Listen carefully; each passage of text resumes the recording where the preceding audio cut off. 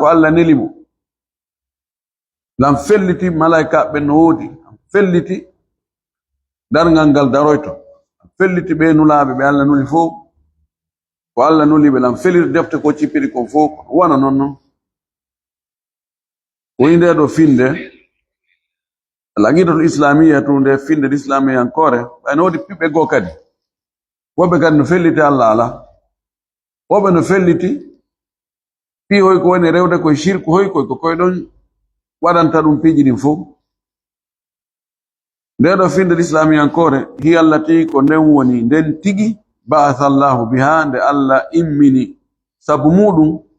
rusulahu nelabe makko ben ko sabu ndedo o neliri nulabe wa anzala biha kutubahu o cippini sabu ndedo kadi defte makko den wa awjabaha o wadini de finde do yo figunde ala jami'i khalqihi etagore makko den fu o wadini e hoore mabbe o farli hoore mabbe yobe fibu dun do yobe holo dun do yobe jogito dun do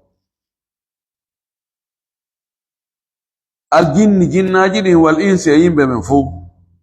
وأطف البعض عن الكل على الكل خلقه لأنه جميع خلقه جميع مضاف خلقه مضاف إليه خلق أن ورنون دتاي أن خلق دون الجن والإنس كما قال تعالى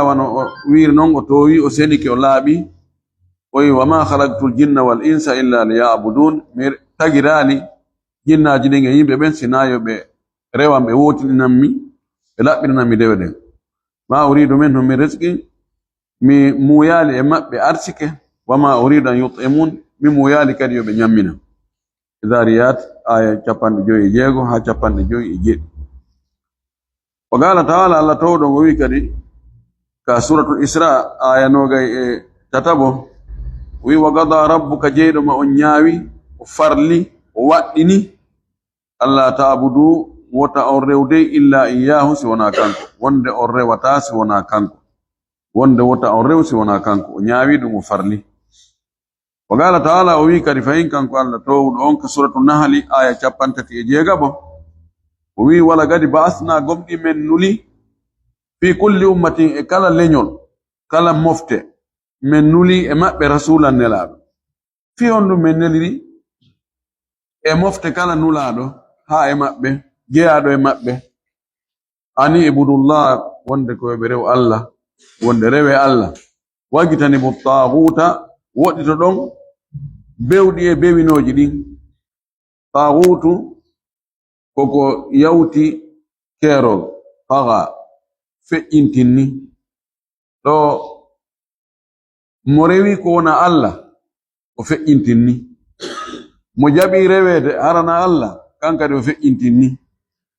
ido idi dudi no jea ho oni hore majji on ko iblisa alayhi la'natullah wa alla imminiri e mofte kala nulado ko fi yobe rew Allah goto yobe terto rewgol ko wona Allah ko fa kullu rusuli nulabe ben fop jaa'u be ari bidawati sabu noddugol ila hadhihi al-aqidati faade ende finde do foko dum be arani ko noddugol yimbe yobe arbe jogito ende finde do wa kullu al-kutubi al-ilahiyati kala defte Allah yankoje den defte immorde ka Allah den nazalat e cippike li bayani ha sabu fenyingol de finde do wa bayani ma yubtiluha e fenyingol kadi ko bonnata de finde do wa yunaqiduha tawa firta e finde nden aw yumkisuha ma ɗuyta e finde nden nde finde nde aqida selluɗo on ko ya andu ko honɗum woni aqida selluɗo on ha gayna anda kadi ko honɗum bonnata o aqida selluɗo mana mum ko ya jangu ko honno oto ngal doginirte janga kadi singal boni ko honno ngal wattirte ɓay joni so tawi a jangi ton no ngal doginirte no aya yaka burude ngal paanoyi anda ko no mo intinirte atongoto ngam be anda ko honɗum woni contraire nde finde sellude ɗe defte ko ɗum de ari ɓangingol wa kullul mukallafina fawaɓe ɓen fuu ɗum woni hellifaɓe ɓen fuu min al khalqi immorde tagore nden umiru be yamirama biha ende finde do wa inna ma kana hadha sha'nuhu andu non ko tawata dun do dun do woni fimun on wa ahammiyatuhu e himme mudum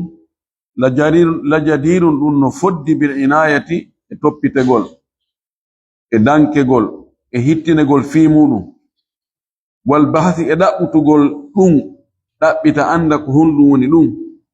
wa ta'arrufi alayhi e andugol dum e ta'arrufu alayhi e ta'allumu ko goto jangugol anda dum qabla kulli shay'in ko adi hunde o hunde taw khususan tentinino no hertorno wa anna hadhihi al-aqidata wonde de finde do tatawaqafu alayha do darto e mayre daro e hore mayre sa'adatul bashariyati malal bandiyanke neddanke fi dunya wal akhirati ka adna wa kal akhirawo tentini jonde finde do neddo on si o malete neddo wo neddo si o malete o heba buttu bernde o heba ko dabba ko o wiete malal o hebugol ko dabba kon ko hani hebude kon si o hebay dum non no yowi no depandi e nde finde do lande finde do wi ay ko sabunde do Allah nuliri nulabbe ko sabunde do Allah cippinir defte den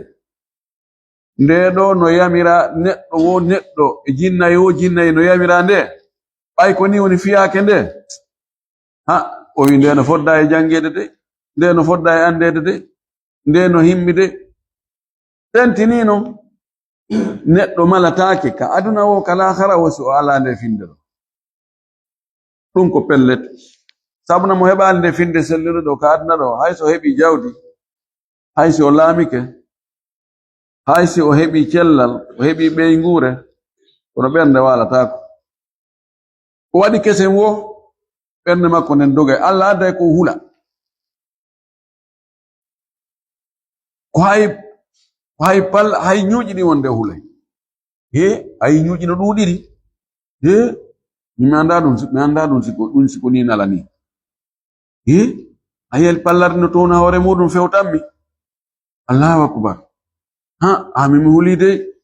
ayal du sondu ko siki ko ono wonano jemma ko minani harasuta wolude onano ko min hari mi danaki kono ayo suta wide ko jurju ko angal wadi hito maako dum no kala galen ko jantegol inde Allah ngal woni manga nodde dimmo be maggal Allahu akbar awa dum don hulmini ay sitaitul finne sella tionti fokiti ko bewo ya hebi do fala yaade kono kon tawsi hala kon to rawhani an ko jidi woni tawsi dum no moƴƴi tawsi huli tum no denji tum laisa hulala Allah mawdon o addante pihoy ko ala fira hula koy tasusda e bata ko few idan malal neddo on ka adna kala akhara fo ko do yi qala ta'ala Allah tawdo mo wi faman yakfur bit taghuti mo fenni yeddi di taghutuji ko rewete kon ko wona Allah o fenni dum wi dum ko fenade dum ko mere wa yu'min billahi o gomdini Allah o inni ko Allah mi hooli ko Allah mi gomdini ko Allah wadata ko watte ko fow min ko yalla mi yowi ko kanko mi fawi e mum fagadi samsaka gomdi o do jogitike o nangi bil urwatil wusda boggol sellungol ngol boggol fibingol moƴƴingol lam fisama laha firtagol alnangol boggol do o nangi katidi do urwatul wusda odum woni finde sellunde den don dina selluka kam don do tajata aray o hebi jam wallahi o hebi de finde fidda hore makko dina yeja kala rondi dongal teddungal ti woni de falda yaade wo o tun aray mi do fokkiti aray mi do wayni o wayno kadi ka jama awi gol yi wuru de tam bi fala yaade kon ta wala yimbe ben de huni tum wonde yaltira bawre wonde yaltarnaka nar hoggo yaltirta ko yaw ka hakkude ka sunture dawya ton tikkitoyo la ilaha illa Allah tungal no mapi tun no ani tun kono he si tawi a heɓi finde sellunde a andi kala ko heɓuma ko Allah hoddiri ko Allah hoddirano ma kon fop wopatama ko Allah winduno a heɓay ko goɗɗo wawata sakkade ma ɗum ara ya ɓuttin sina ɗum kala ko haysi ko feɗago ma sirtin he an darino ko sirtode min mi anda ɗum accimi naɓa ka moccoɓe ɓen e moccoɓe no ɗum wona sama kalani ko jinna jonniti ñande ma ko ñande jonniti jinna ɗoma piitu koddori ala to he awa ɗum ɗo de yiwango woni ɗo arɗo ƴamugo seeɗa o yaha e wara warade ɗum ɗo miɗo andi ɗum ɗo namere sonja a jogitaki finde sellunde nde a sertata e sikki sak e ande e ma pare wa mana dhalika ɗum ɗo ko firi o aya ɗo anna man aflata yadahu min hadhihi al-aqida mo sorti jungo mum e nde finde ɗo aflata tugulo wiyata ɓoccitugol sortugol hunde nden mo yaltini jungo mum e nde finde ɗo fa innahu no kanko yakunu o laatoto mutamassikan ko o jogitiro bil awhami e sikkeji wal batili e mere waham ko ani mari shak dhan shak e waham dhanno ko ɓadi fellitede telen 80% ɗum ko dhan shak no fota 50% waham ko loyi kon ko tawata kono gasa tun ene no gasa wonno haray ko nin wonnoji ko ɗum o jogiti emereji famadha ba'da al-haqqi illa ad-dalal ko honɗum woni ɓaawo gonga kan si wona majjere ala si on tigi jogitaki gonga kan haray ko majjere nden o jogiti hakkunde ɗon ala frontiére hakkunde ɗon ko imma on tino ka gonga ma no ka mere hiɗa ka haqiqa ma hiɗa ka mere وبذلك بأن الله هو الحق ووالنهم الله وكان كوني غونغا جون وأن ما يدعون من دونه هو الباطل wonde koko ɓe noddata ko ɓe rewata ko ɓe barkinorta ko ɓe hoolorta ko wona Allah kon ko ɗum woni mere o ɗum ko suratul hajji woni aya on ko 62 wa bittali ko heedi ɗon noon si wayino yakunu wonay masiruhu battane makko ɗen lannode makko nden timmode makko nden fem makko on ila naari ko kayite wa bi'sal qarar bonin ñiɓirde ha werde bonde si tawi on tigi sorti jungo makko e nde finde sellunde o nangi piɓule bonɗe mereje o wuri e ɗum ha o maayi e ɗum hara e battane makko kayite de wal aqidatu ma'naha wo finde ma'na mayre ko wiyete ma'na aqida ma yusaddiquhu al-abdu wa yadinu bihi koko jiyaɗo on hooloto kon o ɗaatira ɗum o rewira ɗum Allah yadinu bihi dana yadinu min ɗum ɗo ko ɗum mi hooli min ko ɗum ɗo mi woni e mum tawa himo ɗaatiri ɗum ɗon kanaɓiri mo mo wakkili ɗoy ko ɗum woni finde fa in kanat hadhihi al-aqidatu si tawi non nde finde ɗo o neɗɗo on gomɗini o hooli o jaɓi o fiɓi o ŋati e mum si ɗum ɗo laatike muwafiga tan no hawrodiri lima ba'atha Allahu bihi rusulahu ko Allah nulirno nulaaɓe mum ɓen kon sabu mum wa anzala bihi kutubahu o cippiniri defte makko ɗen sabu ɗum fa hiya aqidatun sahihatun salimatun hara e ndeɗo ko finde sellude hisunde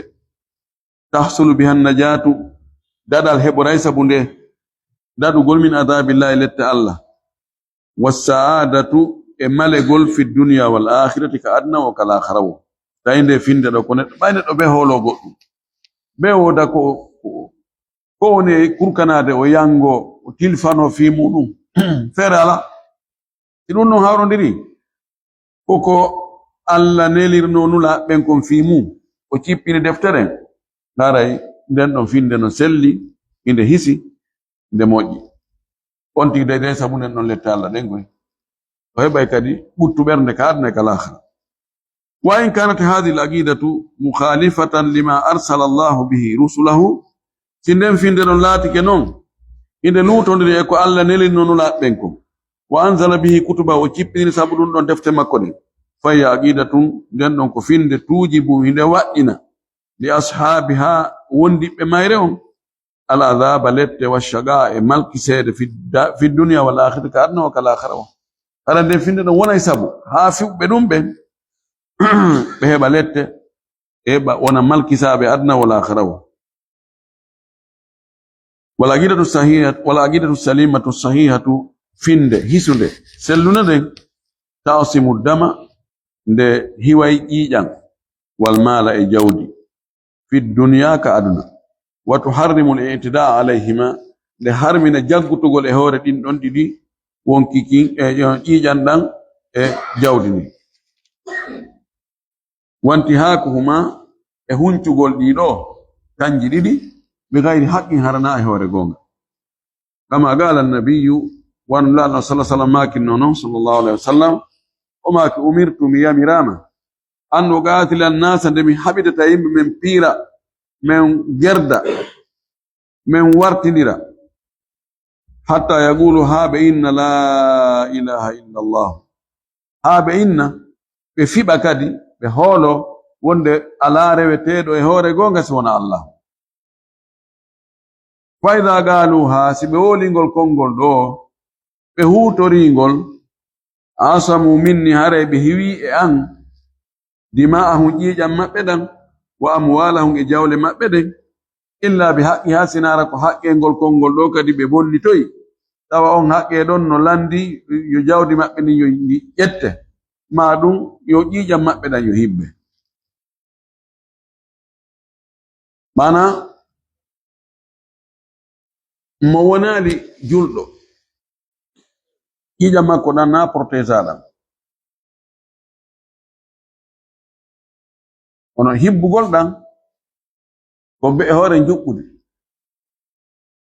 wona immagol tun yaha yana e on tigi waramo kala noon naato kal islam o inni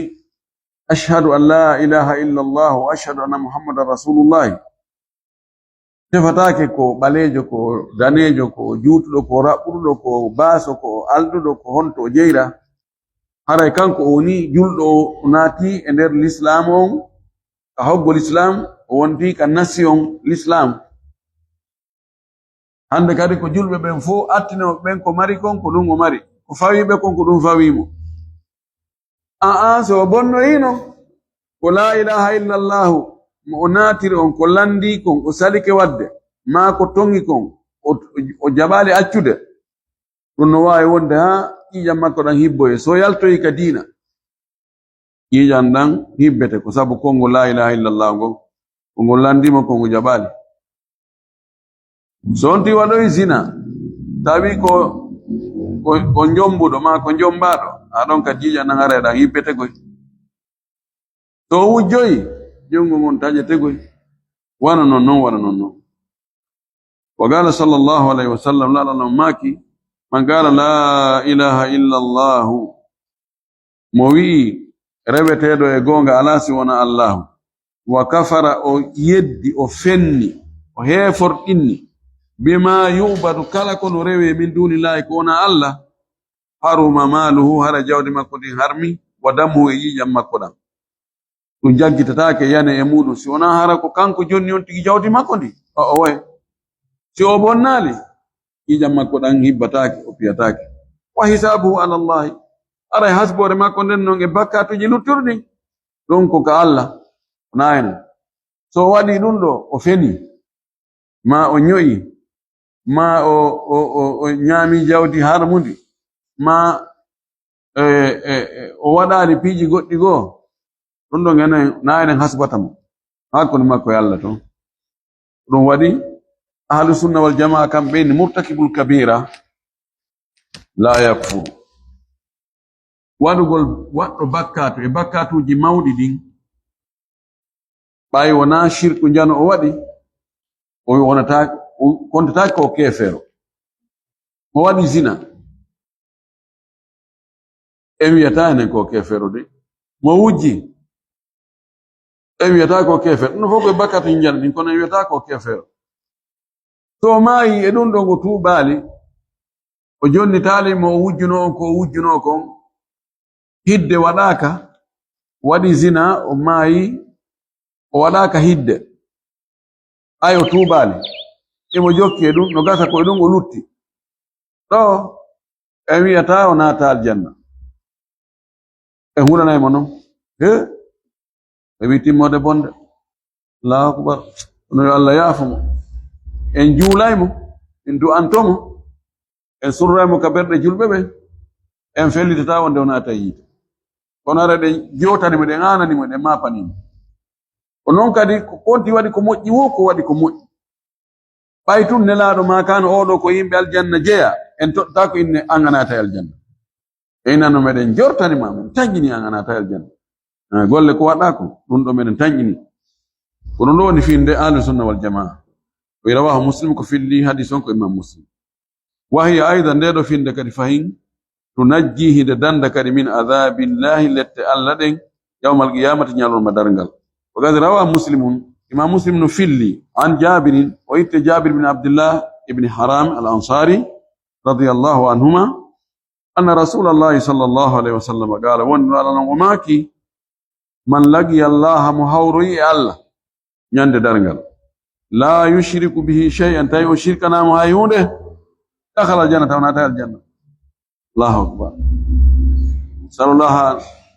an nalqahu wa nahnu la nushriku bihi shay'an wa man laqiyahu yushriku bihi dakhala an-nara mo hawroyi allah ñande dargal tawi mo shirkande allah o mayde on shirk on tinata yiite hay so luttoyta ton wona naatuɓe yiite ɓen fof luttoyta ton shirkuji goo naata on tigi yiite kono ɓayimo gomɗinno cenɗe goo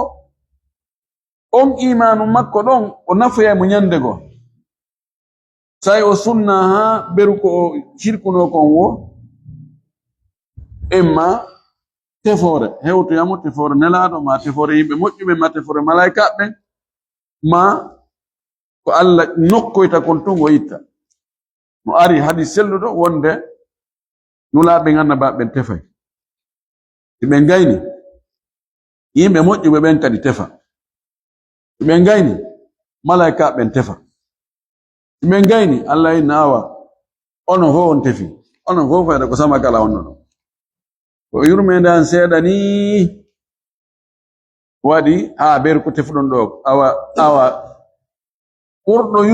yurmete ɓe wonno tefude noon on tumati o nokka noon o yaltinoya kala wannoɗo moƴƴere wonko kum fanɗi wo ko kum fanɗi bal o yaltinoyay ton ɓe waɗali moƴƴere hayde wotere kono noon si on tigi shirki on maydi e shirku on feere ala o rewoye ka yiite neɓugol tongol ɗum ko allah andi embere no shirku on tiiɗi yo no gasa kono mo andi kondane gongol no yowodiri e bonnere nden wa fi sahihayn no ka sellude ɗiɗi sahih bukhari sahih muslim min hadith utban ibn malik radiyallahu anhu o hadith mo oɗo filli utban o wi fa inna allaha tabiti wonde allah on kadi harrama o harmini ala nari e hoore yitege man gala on wiɗo la ilaha illa allahu reweteɗo ala e gonga si wona allahu yabtaghi bidhalika wajha allahi tawa ko o ɗaɓɓirigol konngol ɗo ko heɓugol wela e allah on wona la ilaha illallah fi yodaɗu siminalɗo la ilaha illallah ɓe nanga e langoy siminalɗo la ilaha illallah ko komi faalaɗo mi heɓata accu aɗe wona ɗum yandi fiyo ɗo no feƴƴiɗa ha ɗum dey ustahera ko fi allah on tigi waɗi hara kadi ko gonga o waɗa kadi ko la ilaha illallah o landi ko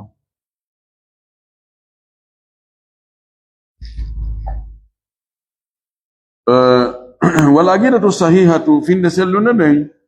assalimatu hismine nden yukaffiru llahu biha allah no haforana sabu nden ɗon finde o hoɓɓita o yaafo alkhataya bakkatuji sabu finde sellunde mo fiɓi finde sellunde bakkatuji ko o watta goo allah hoɓɓitaydi itta kaffara ko min munyike Allah no munyora sabudun don bakatu jibuy faqad rawa at-Tirmidhi wa hasanahu Imam Tirmidhi no filli hadith o mo'ini mo kadi o hadith on no mo'yi an Anas goyti Anas ibn Malik radiyallahu anhu Anas wi sami'tu Rasulullah sallallahu alaihi wasallam yaqul minanina la do Allah on maka qala Allah ta'ala Allah tawdu wi ya ibn adam wa an yubidu adama innaka no an law ataitani sa'arika ando hara arika ando ardi bi qurabil ardi khataya leydi ndin tew bakkatu mandi mewlo bakkatu qurab ko tew ma hara mewli leydi ndin tew bakkatu ayobi ke do arika ando darondi bakkatu beru leydi ndin tew thumma laqitani kono refti a hawroye an en fotto e ndarama ɗi bakkatuji fop tawi la tushriku bi shay'an ashirkana la ngayunde nder ton fo wikkitama ɗi bakkatuji ɗon ɗi ɗiwɗiri ni ndarama ko tawama ton shirku ala ton few wa sai donc goɗɗo ndarama ka aéroport tay dorogo ala ton ɓeyni ko nebbanture ɗan yaata ɗum ɗo ko mango ɗum ɗo men ɗum ɗo manaki ana probléme no hakkili tawi dorogo tawaka nder ton shirku non si tawama ka donc wonti nyande dargal to no ɓuri siko dorogo on tigi nangita e muɗum ara ko Saudi ayno jeeya e sattiɓe fi dorogo ɓen Saudi o wi haysa a waɗi ɗum ɗo la ataytuka mi ara e ma min kadi mi jaɓɓorte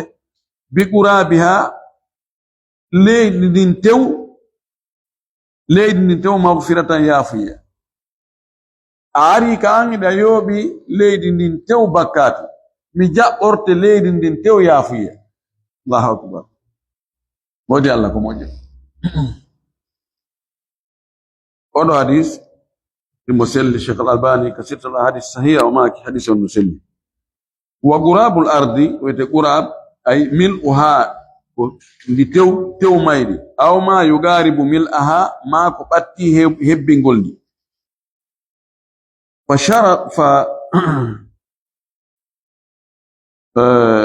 فشرط في حصول هذه المغفرة فشرط أو شرط لكان الله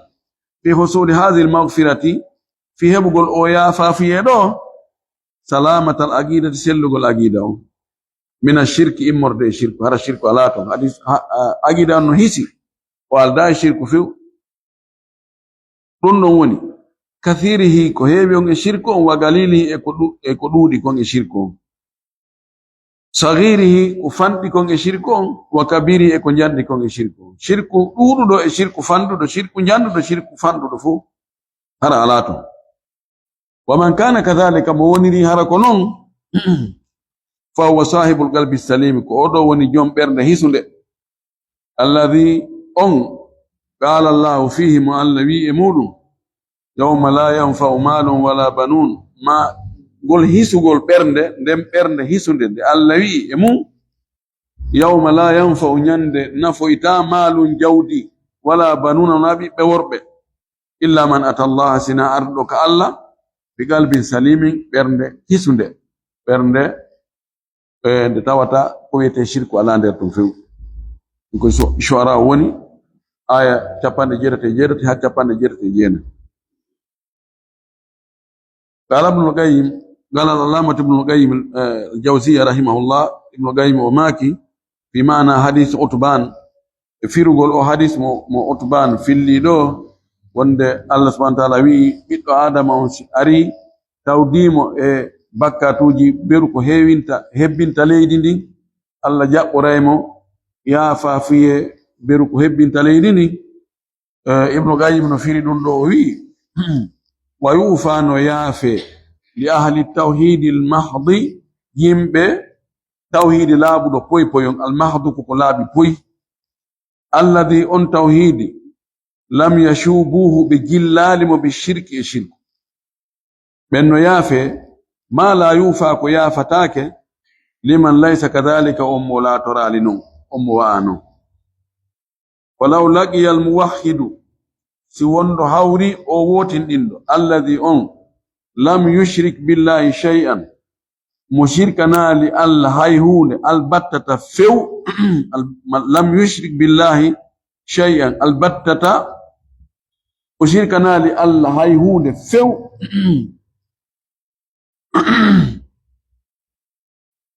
rabbahu jeydomo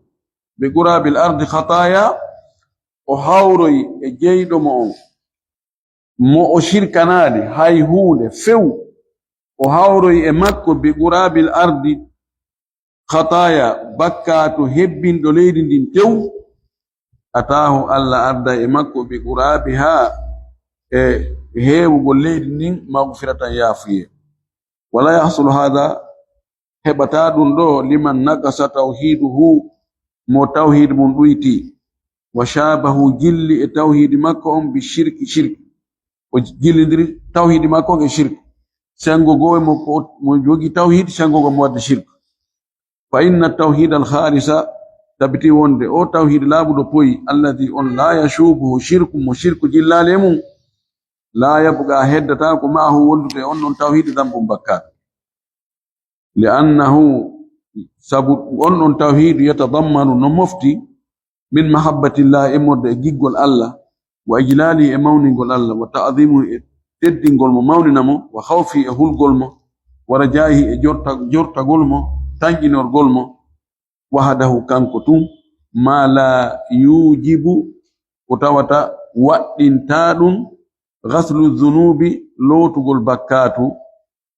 walau kanat haysi ɗin bakkatuji laatike qurabal ardi ko leydi ndin tew fannajasatu aridatu o wi soɓe koko yanti nanu woni lasini on koko yanti waddafi'u laha qawiyun ko duñata soɓe on kon yantuɗum ɗon soɓe yantuɗo on ko duñatamo kon ino jogi doole mana o fala wadde ɗo misal sa waɗi joni ndiyam ɗuuɗuɗam a sintini toon soɓe on andi hari soɓe aslan pijirin ko laaɓuɗi ko ɗum woni lasili o soɓe koko yantata koyne ngol concol ɗo soɓe yani e maggol kono wi ngol concol ɗo gilangol moƴƴina hingol soɓi o waye hummira humbi ko moƴƴina ko soɓu ko joni kon laaɓi hari hino laaɓi ko joni soɓi joni noon ɗan ndiyan ɗon ndiyan ɗuuɗuɗam sa ƴetti cintu soɓe a liɓi e sintini ka ndiyan toon ndiyan ɗan ñaamay ɗum ɗon fof andata ko hande kadi lanna e few mana ko noon wayi ɗi bakkatuji ɗi neɗɗo jogiiɗo tawhidi laaɓuɗo poyi yo watta ɗi yaafafu yo Allah no ɗuuɗi aray ɗum ɗon duñay ko duñata ko no jogii doole ñaamay ɗum ɗon lanna few wonta hara o mara bakkatu hay fus ɗum ɗo ko mari ɗum ɗo ko jon tawhid timmuɗo e tawhid on timma bakkatuji ngara no wodi kadi doño no wodi kadi wona je ko ñaamatiri kon ɗuuɗa on say ɗum tawhid no timmi ñaama e bakkatuji ɗin fof ara en tori Allah subhanahu wa ta'ala yo Allah e bakkatuji men ɗin fof yo tawhid men o ñaamude Allah taw hara tawhid men ko tawhid timmuɗo hara ne jogi tawhid laaɓuɗo poyi mo Allah yiɗi yarli on hara mo tawata bakkatu heddota e makko ndeyen tawa ya Allah tawa himo yaafi en himo yarli en wa akhiru dawana alhamdulillahi rabbil alamin sallallahu wa sallam wa baraka ala nabiyil amin amna mi jogi janginagol ka université joni waɗi nde darde maɗo hara noon anden kadi jangowo e faɗɗi jango hara darso ala bimbi ɗo mi jogi janginagol ka université Jami'atul Nur toni kindiya to inchallah nder ɗeɗo balɗe jango e faɗɗi jango hara nan to inchallah darsu bimbi jon ɗo fuɗɗi kewo e ase o inchallah jazakumullah kulla khair